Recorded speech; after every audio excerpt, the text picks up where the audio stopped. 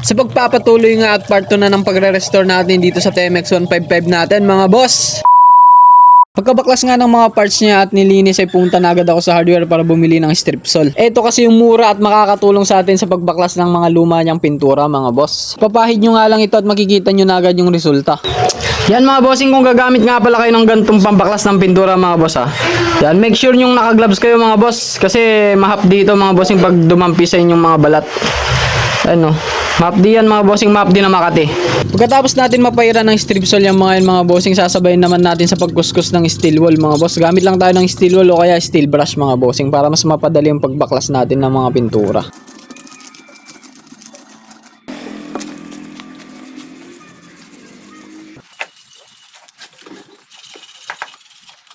Dito nga ako sa chassis niya natagalan magbaklas ng pintura mga bossing kasi sa mga sulok-sulok niyang hirap tanggalin kaya nagpatulong na ako sa mga pinsan ko.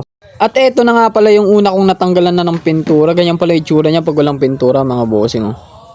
Bumili na rin nga pala ako ng Lia dito mga bossing pangkuskus sa mga kinakalawang na parts niya. At para kumapit na rin yung ipa-primer natin dyan mga bossing. Siyempre pagkatapos natin maugasan yung mga bossing ay isasampay na natin sila para matuyo. H2110 mga boss yung gagamitin natin pang primer natin. Ayan, Samurai. Yun. Siyempre agad na natin yan bubugaan ng mga primer natin mga boss. Ngayon nga lang pala ako magre-repaint mga bossing. Ngayon lang makakawak ng ganyan display. Kaya ewan ko. Bahala na. Wow! Yan, sunod naman natin yung chassis niyan, yung chassis. Yan. Pero kakain muna tayo. Yan, papatuyuin lang natin ng isang oras mga bossing. Isang oras natin papatuyuin yan. Para goods. So yun. Kain muna tayo. Yan mga bossing, andito na yung ano natin, yung chassis natin. Yan naman na yung babanatan natin ngayon. Siyempre gagamitan ulit natin yan ng ano. Yan yung pang primer.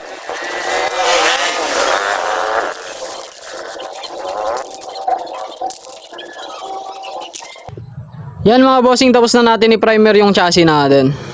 Yan, tapos na natin primer oh. Yan, papatuyuin lang natin ng isang oras yung mga yan mga boss ah. Papatuyuin lang natin ng isang oras yung mga yan. Tapos pinturan na natin sila ng black. Yan, siguro naman tuyo na yan. Yan ngayon mga boss, ipinturan na natin yan ng black. Ayun oh, black 3109 mga bossing, black Samurai yan syempre. Yan, gagamitan natin ng Samurai yan. So yun, let's G.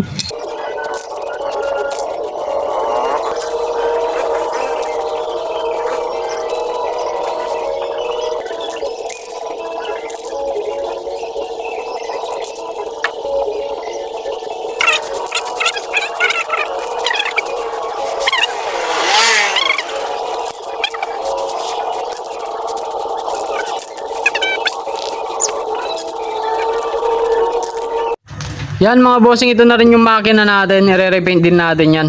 I-repaint natin itong ano nya, side cover nya, tsaka itong nasa taas. Kabila yan, i-repaint natin yan. Yan, babaklasin muna natin mga boss ha. Baklasin muna natin, i-repaint natin. Yun.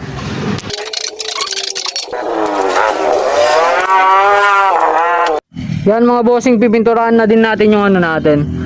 Ayan o, yung cover ng mga sa engine natin. Ayan, gamit tayo ng high temp mga boss. Silver high temp.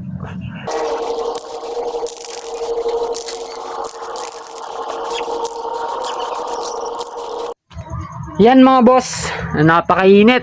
Ayan, pinipinturahan natin o. Ayan, ngayon magsi second coat na tayo.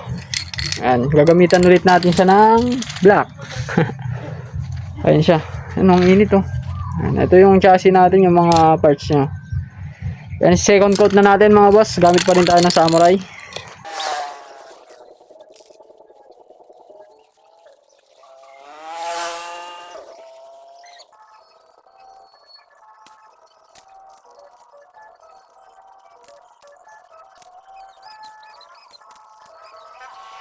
So yan mga bossing, yung final coat natin. Pa-final coat na natin siya. Sila. Ayun o. Yan, gagamitan natin ng Samurai Clear 1128 mga bossing yan. Samurai Clear. Clear yan. Clear na natin siya. Clear coat. Yun, let's G.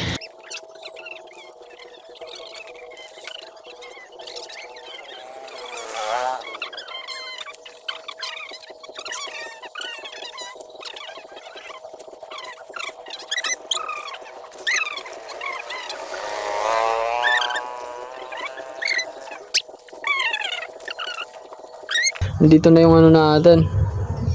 Chassis. Ayan o. Yan. Yan, sasalpak na lang natin yan mga bossing. Bubuin na lang natin ulit. Yan, dito na yung mga nirepaint natin. Tapos na.